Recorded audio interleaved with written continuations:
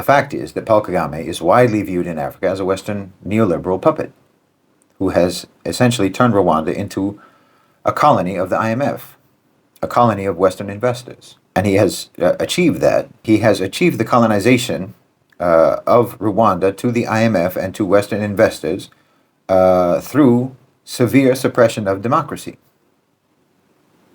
And even the violent elimination of political rivals. He's achieved that through purely autocratic means.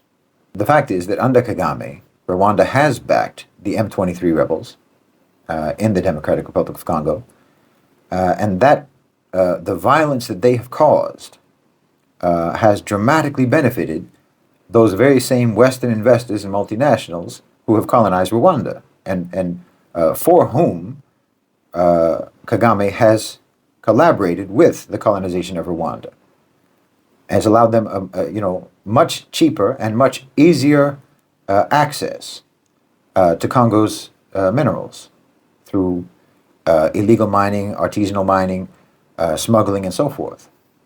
With the chaos and the violence, what you can look at chaos and violence in the perspective of neoliberalism is utopian level deregulation. Chaos and violence is the ideal suspension of any type of regulation or law or rules that investors and foreign multinationals that they have to abide by, that they have to follow. So all the rules go out the window when it's a war zone, when it's a conflict zone. So that gives you free, open, Wild West style access to the riches under the earth, giving them access to what are called now conflict minerals, or blood diamonds, blood minerals. That's what they're trading in. That's what powers your iPhone and your electric cars.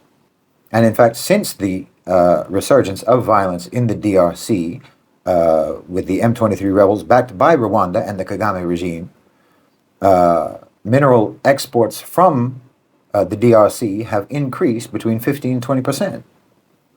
That's a lot, and that's what's on record. That's not even talking about what's not on the books, the illegal, the smuggling, and so on. Companies like Tesla, Apple, Intel, HP, Dell, Volkswagen, BMW, all of them have been accused of sourcing blood minerals, conflict minerals, for their manufacturing.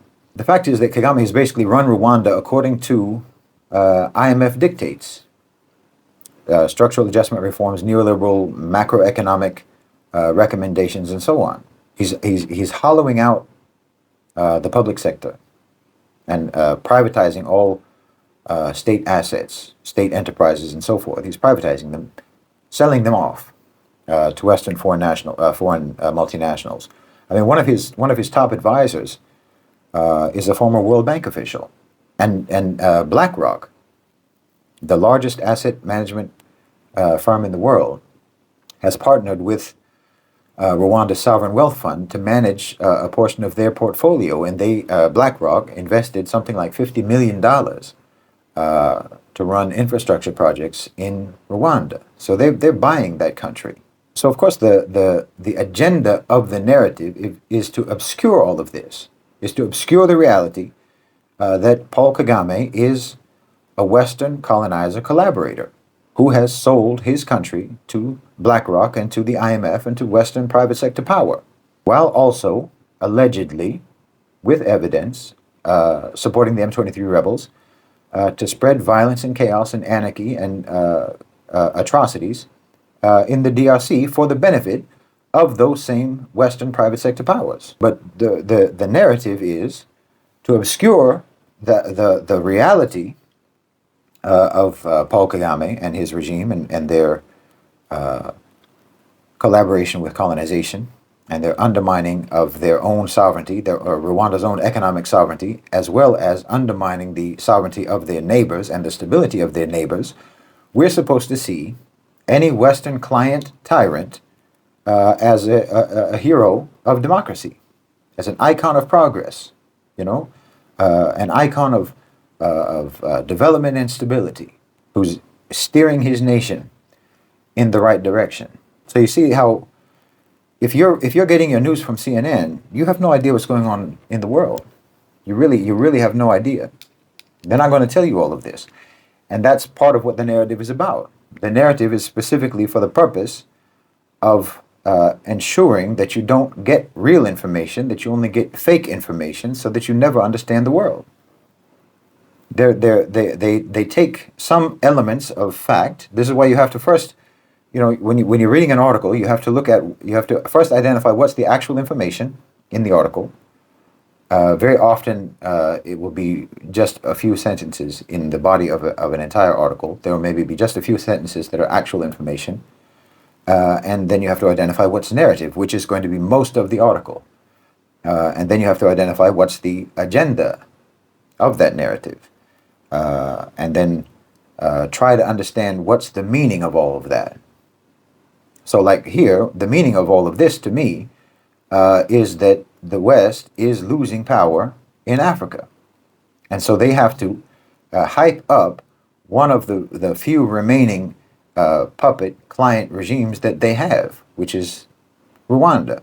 Because as I say, most of the people who are going to be going to the CNN website have no idea why they should care about Rwanda. But Rwanda is a geostrategic country. It's an important country. And as we can see by what is allegedly taking place by Rwanda's backing of the M23 rebels, they're having an influence over another country. They're a gateway country for Western companies to access the blood minerals, the conflict minerals in the DRC. So it's a very important country. And it's important for you as a reader to think that it's a great and wonderful, upright, virtuous, democratic, progressive, stable country where the leader is overwhelmingly popular. Even though any other country in the world where a leader got 99% of the vote, it would be immediately laughed at and mocked as a very blatant plebiscite, as a very blatant phony election. But here they actually report it with a straight face.